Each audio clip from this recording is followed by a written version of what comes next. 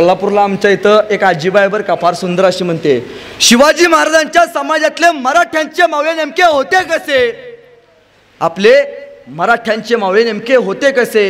तर सकाळी लवकर उठे, रणांगणात सुटे, तलवार तुटे पण माग नाही हाटे. आताचे आमचे कसे आहेत? मराठ्यांचे मावळे उशिरा उठे, दारूच्या अड्ड्यावर सुटे, बाटले फुटे पण पेनं माग नाही हाटे. काय संस्कार घेतोय आपण? हसण्यावरती गोष्टी घेऊ नका. आजपर्यंत प्रत्येक गोष्ट हसण्यावरती घेऊन आले म्हणून आपल्या जीवावरती उरावरती संकट येऊन ठेपावलंय. तुम्हाला माहिती आहे की शिवराय हा मंत्र असा आहे की या मंत्रानं प्रत्येक पिढीतलं रक्त तापवलंय. तुम्हाला माहिती आहे महाराजांचा जन्म झाला त्या किल्ल्याचं नाव काय? काय नाव? शिवनेरी. महाराजांचा मृत्यू झाला त्या किल्ल्याचं नाव काय? रायगड. शिवनेरीचे पहिले 2 अक्षर म्हणजे शिव आणि रायगडाचे पहिले 2 अक्षर म्हणजे राय. 2 शब्द तयार केल्यावरती एक शब्द तयार होतो, त्या शब्दाचं नाव म्हणजे शिवराय. तो शिवराय आपण बघितला पाहिजे. तुम्हाला माहिती आहे जसं आयुष्यात आपण एकदा तरी महाराजांचा रायगड बघितला पाहिजे. किती लोकांनी बघितला? हात वरती करा. रायगड एवढ्याच लोकांनी, एवढा मोठा समाज आहे पण बघितला 10-12 लोकांनी. हात खाली करा. गोव्याला किती लोक गेलती खरं सांगायचं? सरपंचांनी काल रात्री यादी पाठवल्या मला गावची. तिकडे बरं झालं सुचतंय बरं. आयुष्यात एकदा तरी जोडीनं का होईना पण आपण आपल्या राजाचा रायगड बघितला पाहिजे.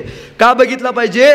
कारण जसं मुस्लिम धर्माचं हजला गेल्याशिवाय आयुष्याचा अर्थ पूर्ण होत नाही, तसं प्रत्येक मराठ्याचं आणि प्रत्येक मराठी माणसाचं रायगडला गेल्याशिवाय आयुष्याचा अर्थ पूर्ण होत नाही.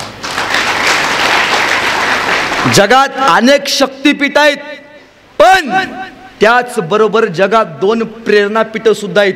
पहिलं प्रेरणापीठ मराठ्यांचं.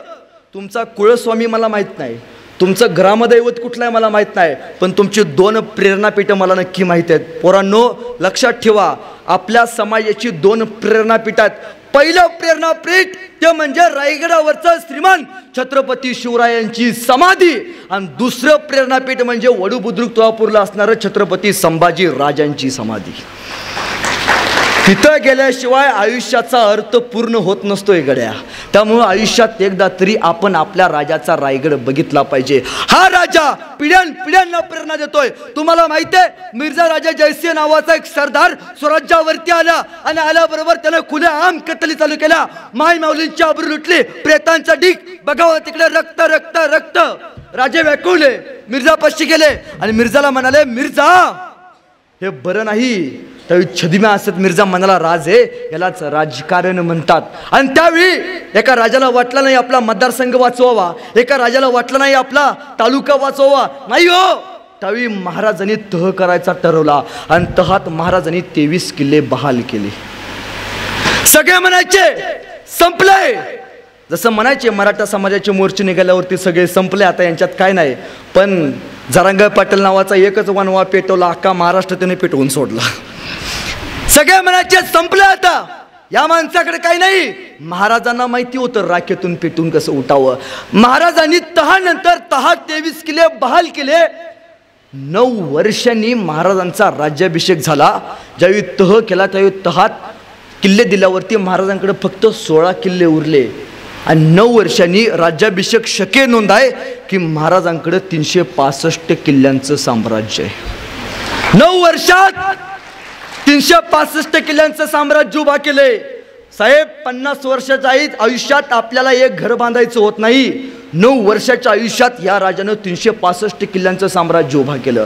पण मिर्झानं जरी चाल टाकली आणि पुरंदरावरती दिलर खानाला पाठवलं. पुरंदरावरती उभा होता आमचा मुरारबाजी. दिलर खानाचा सगळं सैनिक मुरारबाजीच्या अंगावरती तुटून पडलं, पण मुरा काय केला तयार नव्हता. शेवटी त्या मुराचं आसमानी शौर्य बघितलं, थांबला तिथंच. आणि त्यावेळी कळालं दिलर खानाला मराठे नेमके असतात तरी कसे, तर ते मुरारबाजी देशपांडेंसारखे. थांबला तिथंच आणि शेवटी त्यानं तुकडा काढला. मुराला म्हणाला सुन मुरा, अरे ऐक मुरा, मुरा हे आमच्या स्वराज्यात त्या छत्रपती शिवाजी महाराजांकडे काय आहे, तुला जहागीर देतो, माणिक मोती देतो. तसा मुरा म्हणाला अरे सुन दिलेर, अरे ऐक दिलेर, अरे दिलेर आम्हा मराठ्यांना शिवरायांना आज वक्त बेईमान झाला असेल. अरे दिलेर आम्हा मराठ्यांना आणि शिवरायांना आज वक्तव्य बेईमान झाला असेल, पण लक्षात ठेव दिलेर, आम्ही मराठे कधीच रक्ताला बेईमान होत नसतो. आम्ही मराठे कधीच रक्ताला बेईमान होत नसतो. मराठा म्हणजे काय हो? मराठा म्हणजे काय? मराठा म्हणजे जो मर कर्ण हटा सो मराठा. मराठा म्हणजे काय तर दुसऱ्याची मौत स्वतःच्या कमरेला आणि स्वतःची मौत रायगडाच्या सिंहासनाला बांधून घोड्यावरती बसून टाच मारणारा मराठा कधी कुणाच्या बापाला माग हटत नसतोय. त्या आसमानी शौर्य बघितलं, थांबला तिथंच आणि महाराजांनी तह केला. औरंगजेबाने एक पत्र पाठवलं महाराजांना, राजे माझ्या 50व्या वाढदिवसाला तुम्ही मला भेटायला आग्र्याला याल, त्याचा सुद्धा 50वा वाढदिवस, हॅपी बर्थडे. निघाले राजे, पण सोबत घेतलाय संभाजीराजांना. 9 वर्षाचं पोरगा आहे. महाराजांना वाटलं कसं घ्यावं, वारा वनवास वादळ कदा सोसल माझ्या पोराला. पण त्यावेळी महाराजांना वाटलं संभाजीराजे म्हणजे फक्त छत्रपती शिवरायांचे पुत्र नाहीत, तर संभाजीराजे म्हणजे एका मराठ्याचं पोर आहे. आणि मराठ्याचं पोरग कधी कुणाच्या बापाला माग ऐकत नाही. सोबत घेतलाय संभाजीराजांना. या मुलकापासून त्या मुलकापर्यंत राजे निघाले. आता एसटीनं जायचं म्हटल्यावरती ताईनो 1.5 दिवस लागतो. हाफ तिकीट नव्हते त्यावेळी. ताई राजे घोड्यावरती बसून निघाले. कधी प्रश्न पडलाय, वाटेतून जात असताना बापले काहीतरी बोलले असतील की, काहीतरी बोलले असतील बापले की एकमेकाला. काय सांगितलं असेल संभाजीराजांना शिवाजीराजांनी, संभाजीराजे विठ्ठला 4 एकर घेऊन ठेवलाय, ऊस टाकून मोकळा हो. काय सांगितलं असेल हो? संभाजीराजे पुण्याला 2 BHK घेऊन ठेवला, तू येसुबाई निवांत राहा. नाही सांगितलं. सांगितलंय का बापानं आपल्या पोराला? संभाजीराजे आतापर्यंत तुम्ही तुमच्या बापाचा तह बघितला असेल, पण संभाजीराजे इथून पुढे तुम्हाला तुमच्या बापाच्या विजयाचे सोहळे सुद्धा बघायला लागणार आहेत. हे सांगितले का बापानं आपल्या पोराला? सोबत घेतलाय संभाजीराजांना आणि गेले आग्र्याला गेले. आणि आग्र्याला गेल्यावरती औरंगजेबानं महाराजांना मागच्या रांगेत उभारलं. सगळे सरदार पुढे, नामवंत सरदार. त्या सरदारांना ज्या राजानं आसमान दाखवलं होतं त्या राजाला मागच्या रांगेत उभा केलं. महाराष्ट्राचा स्वाभिमान उपाळला, दिलेल्या सगळ्या मनसबदारी फेकल्या आणि राजे औरंगजेबाच्या दरबारातून गेले. आतापर्यंत आलमगीर औरंगजेब याचा अपमान असा कोणी केला नव्हता, तर अखंड हिंदुस्थानामध्ये आलमगीर औरंगजेब याचा अपमान फक्त एकाच मराठ्याच्या वाघानं केला होता. त्याचं नाव म्हणजे छत्रपती शिवाजी महाराज. पण तेव्हापासून औरंगजेबाच्या दरबारात शिवाजीराजे कधी गेले नाहीत. पण त्यांच्या पुत्र संभाजीराजे 9 वर्षाचे औरंगजेबाच्या दरबारात येत जात असत. मी काय सांगतोय पोरांनो, कान देऊ नका. त्यावेळी औरंगजेबाचा एक हत्ती होता आणि तो हत्ती संभाजीराजांना आवडलेला. त्या हत्ती घ्यायचे आणि संभाजीराजे सगळ्या गल्लीतनं फिरायचे. या बारक्या संभाजीराजांना औरंगजेबानं चेष्टा करावी म्हणून बोलावणं धाडलं. मराठ्यांचा वाघ छताड काढूनच पुढे जाऊन उभा राहिला आणि 9 वर्षाच्या पोराला विचारलं. काय विचारतोय औरंगजेब? औरंगजेब विचारतोय, शंभूराजे ये हाथी आपको बहुत पसंद है. शंभूराजे ये हाथी आपको बहुत पसंद है, लेकिन शंभूराजे ये हाथी इतना बड़ा है और आप इतने छोटे हो, इस हाथी को आप महाराष्ट्र में कैसे ले जाओगे? काय प्रश्न विचारला हो? शंभूराजे हाथी आपको बहुत पसंद है, लेकिन शंभूराजे हाथी इतना बड़ा है और आप इतने छोटे हो, इस हाथी को आप महाराष्ट्र में कैसे ले जाओगे? एवढं मराठ्याचं पोरग छाताड काढून उभा राहिलं आणि औरंगजेबाच्या डोळ्यात डोळे घालून सांगितलं, अरे औरंगजेब ये तो जानवर है. अरे औरंगजेब ये तो जानवर है. बैठ कर जाएंगे, नहीं आया तो खींच कर ले जाएंगे. लेकिन औरंगजेब हमारे आबा साहब ने जो आपको किले दिए, अभी महाराष्ट्र में उन्हें आप आगरा कैसे ले आओगे? प्रत्येक प्रश्नाला बाणेदारपणे देण्याची उत्तर ही धमक शिवरायांनी संभाजीराजांच्या मनामध्ये पेरली. पोरांनो, किती बापांनी इथं मराठा समाजातल्या लोकांनी आपल्या पोरामध्ये ती धमक पेरली हो. आलेल्या संकटाला आडवं करायची ताकद किती मायमाऊलींनी आपल्या लेकींमध्ये पेरले हो. का आजपर्यंत कोपर्डीचा अत्याचार झाला, मराठा समाजातल्या अनेक मायमाऊलींवरती अत्याचार झाला, त्यावेळी फक्त मोर्चे काढले ना आपण शांत बसलो. मेणबत्त्या पेटवायचं शांत बसवायचं नाही हो. लंका पेटवायचा मराठ्यांचा इतिहास आहे. तो मराठा समाज, त्या समाजातली लोक शांत बसली. दादांनो, एक गोष्ट तुम्हाला नेहमी सांगत जातो की शिवचरित्र म्हणजे काय, की फक्त हातामध्ये पुस्तक घेऊन आता उपयोग नाही, आता हातामध्ये आता तलवार घेण्याची वेळ आलेली आहे. मराठा समाजानं खऱ्या अर्थानं एकत्र होण्याची गरज आलेली आहे. तुम्हाला शिवाजी महाराज व्हायचा, कुणी म्हणतं मला संभाजी महाराज व्हायचा आहे, तर त्यानं एक वाक्य नेहमी लक्षात ठेवा, की ज्याला बाईतली ताई का आली तो मुक्ताईचा ज्ञाना झाला. ज्याला बाईतली ताई का आली तो मुक्ताईचा ज्ञाना झाला. ज्याला बाईतली मैत्रीण का आली तो राधेचा श्याम झाला. ज्याला बाईतली मैत्रीण का आली तो राधेचा श्याम झाला. ज्याला बाईतली पत्नी का आली तो सीतेचा राम झाला. अहो, ज्याला बाईतली पत्नी का आली तो सीतेचा राम झाला. आणि ज्याला बाईतली ही आई का आली ना तो जिजाऊचा शोभा झाला. मग आपल्याला वाटतं आपल्या पोटी छावा जन्माला यावा, आपल्याला वाटतं आपल्या पोटी परस्त्रीसारखा वाघ जन्माला यावा जो परस्त्रीची इज्जत करेल. तर त्यासाठी पहिल्यांदा बापानं स्वतः वाघ झालं पाहिजे, त्याशिवाय तुमच्या पोटाला छावा जन्माला येणार नाही. पहिल्यांदा बाप वाघ झाला पाहिजे. किती बाप आहे तिथं, ज्याने आपल्या पोराला सांगितले नाही की बाबा घरातली आय आणि गोठ्यातली गाय यातला फरक तुला समजला पाहिजे. दुसऱ्याची स्त्री ही आपल्या घरातली माय माऊली सारखी आहे. किती बापाने आपल्या पोरांना सांगितलं हो. ताईनो, आपण भाऊबीजेला भावाला काहीतरी मागणं मागतो, बरोबर आहे का? इथून पुढं भाऊबीजेला भावाला एक मागणं मागायचं तुमच्या भावासाठी. त्याला म्हणायचं बाबा मला ओवाळणीमध्ये पैसे टाक अगर न टाक, पण बाबा आजपर्यंत तू मला ज्या नजरेनं बघत आलाय त्याच नजरेनं इतर बहिणींकडे बघायला शिक. ती सगळ्यात मोठी भाऊबीज असेल. एवढी गोष्ट सांगता आली पाहिजे हो. फक्त आमचं आडले कुठं माहिती आहे का, जो श्रीमंत मराठा वर्ग आहे तो गरीब लोकांचा ऐकूनच घेऊन झाला आहे. त्यामुळं आमच्यात सगळ्यात मोठी फूट पडली. तुम्हाला माहिती आहे की शिवाजी महाराजांनी या रयतेला परस्त्रीला आईचा दर्जा दिला. आपण काय दर्जा देतो तुम्हाला माहिती आहे? शत्रू सुद्धा सांगतोय जगाच्या पाठीवरती पहिला राजा आहे जो स्त्रियांचा आदर करतोय. कोण सांगतोय? शत्रू सुद्धा. शाहिस्तेखानाची बोटं छाटली सगळ्यांना माहितीये, पण जेव्हा शाहिस्तेखानाची बोटं छाटली त्यावेळी शाहिस्तेखान सगळीकडे धावत आणि पळत होता. त्यावेळी त्याच्याकडे त्याची बहीण आली आणि म्हणाली हुजूर गजब हो गया, ओ नराधम सिवा मेरी छोटी बेटी को उठा कर ले गया.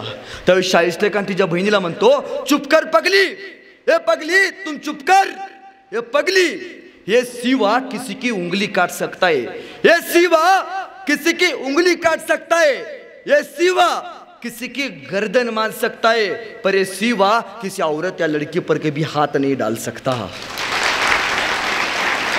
पण वाईट वाटतं साहेब, आज मुस्लिम धर्माचा सण असतो ईद.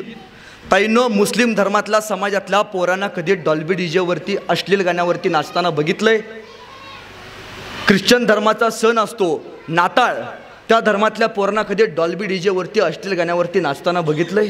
मग जो मराठा समाज, ज्या समाजानं अखंड हिंदुस्थानाला जगण्याचा मंत्र दिला, त्या समाजातली पोरं, ज्या समाजानं परस्त्रीला आईचा दर्जा दिला, त्या समाजातली पोरं डॉल्बी डीजेवरती अश्लील गाण्यावरती नाचतात. त्यावेळी कुठेतरी वाईट वाटतं. आज महाराजांना काय वाटत असेल हो? विचार करा साहेब. आता डॉल्बी डीजेवरती आपल्याकडे कुठली गाणी लावली जातात? शिवजयंती असू दे, गणेश जयंती असू दे, नवरात्र असू दे, डॉल्बी डीजेवरती शिला जवान झाली, पिंकी पैसेवाली झाली, मुन्नी बदनाम झाली, आणि आपल्याच मराठा समाजातल्या आया बहिणींची आबरू आपण गावच्या वेशीवरती टांगायला चालू केली. एक कविमित्र एके ठिकाणी म्हणतो, वाईट वाटतं राजा या जगात जगावं लागतं, वाईट वाटतं राजा या जगात जगावं लागतं, आपल्याच आबरूची लक्तर आबरू झाकण्यासाठीच मागावं लागतं. राज आया बहिणी कुणीच राहिली नाहीत राजा इथं नाती, आया बहिणी कुणीच राहिली नाहीत राजा इथं नाती, शासन करणाऱ्या तलवारीचीच राज गंजून गेले इथं पाती, आपलं ते पोरग दुसऱ्याचं ते कार्ट म्हणावं लागतं. वाईट वाटतं राजा जगात जगावं लागतं, वाईट वाटतं राजा जगात जगावं लागतं. सगळ्यात मोठी खदखद जर कोणाची असेल तर ती आपल्या मराठा समाजाच्या. का हो? आपल्या समाजानं मोठा भाऊ म्हणून सांगितलं पाहिजे. दुसऱ्याच्या बहिणींची जेवढी इज्जत करतोय तेवढी स्वतःच्या बहिणीची सुद्धा आपण इज्जत करायला शिकलं पाहिजे. पहिल्यांदा स्वतःचं घर सांभाळलं पाहिजे. आजपर्यंत इतर समाजासाठी लय केलं, आता गरज आपल्या समाजासाठी आहे, कारण शत्रू आता घरात घुसलाय आणि आपण घरातल्या शत्रूला कधी जिवंत ठेवत नाही, हा मराठ्यांचा नियम आहे. आणि दुसरी गोष्ट सांगतो, तुम्हाला माहिती आहे, 2 पोरं रस्त्यानं जात असतात ताईनं, आणि एखाद्या मित्राची आई समोरून येत असते आणि तो दुसरा लगी मित्र म्हणतो आपल्या समाजातला, काय काकू कशा आहेत, तब्येत बिब्येत बरे आहे का, आणि घरी गेल्यावरती म्हातारी खुकलून मरते, तर तिला औषध आणून देत नाही, एवढी दलिंदर पिढी आज या मातीमध्ये जन्माला येते. तेच पोरगं बस स्टँडवरती जातं, कोणाची तरी बस येणार असते, त्या बसमधून काही 4-5 मुली खाली उतरतात, ह्या बेण्याला वाटतं तिच्याकडे बघून आपण स्टाईल मारली पाहिजे म्हणून हे बेनं गाडीवरनं त्या बस स्टँडवरती जातं. एखादी गाई जात असते, हे बेनं गाडीवरनं खाली उतरत्या गाईच्या पाया पडतं, आणि घरी गेल्यावरती बाप सांगतो जा जरा गोटातल्या त्या जनावराला चारा टाक, हे लगे म्हणतं हे आपण असली कामं करतो का, म्हणजे आपण काय करतोय, आपण दुसऱ्याच्या माईला इज्जत देतोय आणि रस्त्यावरच्या गाईला नमस्कार करतोय. ज्या दिवशी आपल्या समाजातली पोरं, गोट्यातली गाय आणि घरातली माय या 2 गोष्टींना इज्जत देतील, त्या दिवशी मराठा समाज खऱ्या अर्थाने एकत्र येईल. हे करता आलं पाहिजे हो.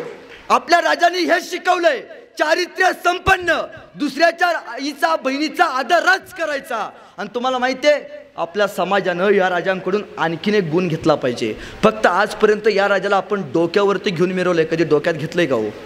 कधी डोक्यात घेतलंय? डोक्यात घेतलं नाही म्हणून आजपर्यंत आपल्या समाजावरती ही अवस्था आली आहे. तुम्हाला माहिती आहे, जगाच्या पाठीवरती पहिला राजा हा आहे की ज्याला सुपारीच्या खंडाचं सुद्धा व्यसन नाही.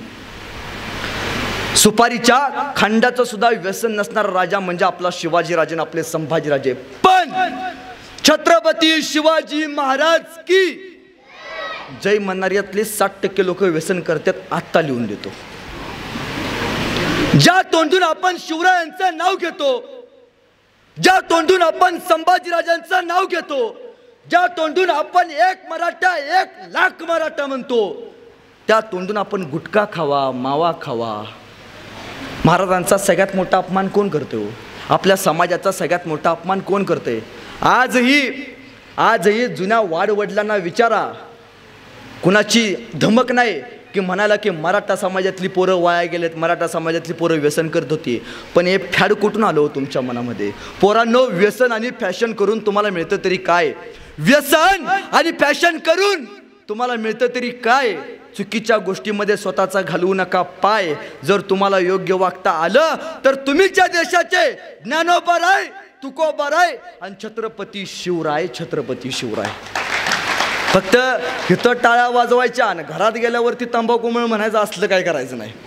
म्हणजे साहेब, बाप आपला पाक घरात सुविचार लिहून ठेवतो, व्यसन करू नये, आणि संध्याकाळ झाली बापच पोराला सांगतो जा जरा चुलीवरून सिगरेट पेटवून आण.